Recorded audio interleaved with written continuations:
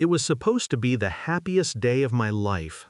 Instead, I stood in a white dress, staring at an empty church. Rows of seats, decorated with lilies I'd chosen myself, sat untouched. No music, no laughter, just silence, and the distant echo of my own breathing. They'd all gone to her wedding.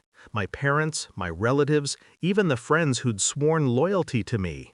All to watch her, my stepsister, Claire, walk down her aisle.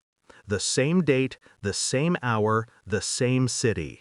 Deliberate, cruel, and effective. I met Claire when I was 15. Dad had just remarried, bringing her and her mother into our house.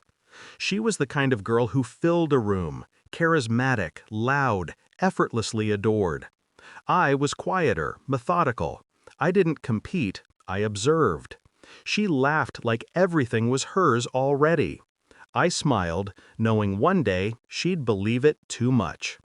We shared a bathroom, secrets, late-night talks. She said I was the sister she'd always wanted, and I almost believed her. Almost. The first fracture appeared after my engagement to Daniel. Claire hugged me with that too bright smile. "You deserve this," she said. "Finally, something just yours." But her eyes lingered on my ring. I should have recognized the hunger in them. Weeks later, I caught her asking my fiancé, then, what the venue was like.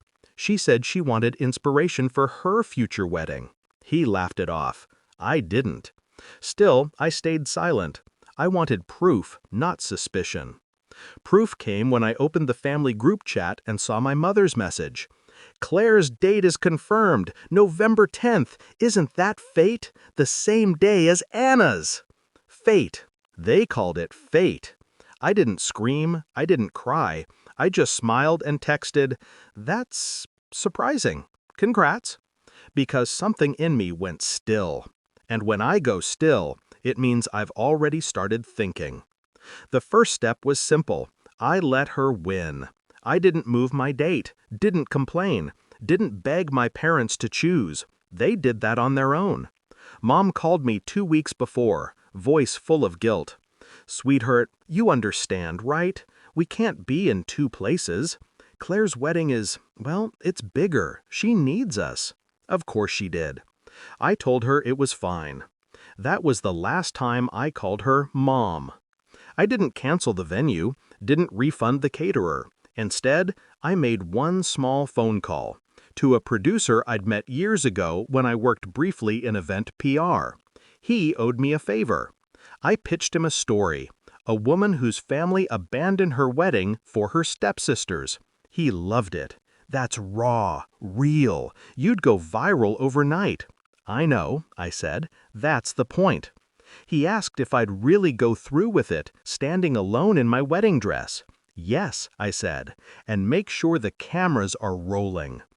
On November 10th, while my parents toasted champagne at Claire's grand ballroom, I stood in that quiet church, every camera in place. We filmed everything, my vows whispered into the empty air, the stillness, the silence, the ache. I looked straight into the lens when I said, "Sometimes family doesn't need to stab you to hurt you. They just need to choose someone else." It aired that same night. Prime time, a short documentary titled "The Bride Left Alone." I didn't use my last name, but the photos, oh, the photos, made the connection inevitable. By morning, it had millions of views. They came to my house before dawn. Mom in tears, Dad furious, Claire pale as chalk. "Why would you do this?" Claire cried. "You made me look like a monster." I stared at her, calm, controlled. "You didn't need my help for that." My father slammed his hand on the table. "You embarrassed this family." I smiled faintly. "You mean your other family?" Mom tried to reach for me. "Honey, we didn't mean to hurt you." I stepped back. "You just wanted a prettier story to tell the guests." Silence. Then Claire's voice, small, trembling. "You planned this." Finally, she saw it. "Yes," I said. "You wanted to take my day, So I gave you a stage, but I kept the spotlight. A week later, sponsorship offers started flooding in. Talk shows, interviews, brand deals. Everyone loved the abandoned bride who rose alone. My story wasn't tragedy anymore, it was triumph. Claire's wedding? Forgotten beneath the noise of her own cruelty. Vendors backed out of her unpaid contracts. Her husband's family quietly withdrew their support. The press called it the curse of the date. I didn't have to ruin her life. She did that by trying to ruin mine. I just gave the world front row seats.